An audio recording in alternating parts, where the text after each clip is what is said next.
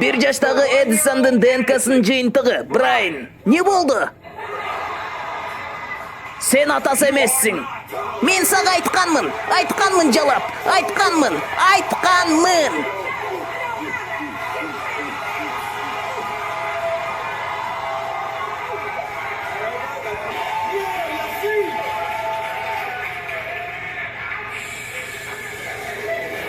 Төрт жаштагы Брэндондун ДНКсынын жыйынтыгы боюнча, Майкл, сен атасы эмессиң.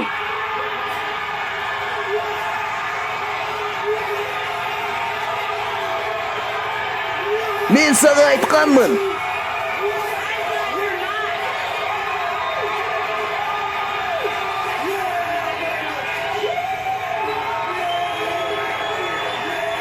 Оба, базар жок. Айда, тезинен тоголонуп кет бул жерден.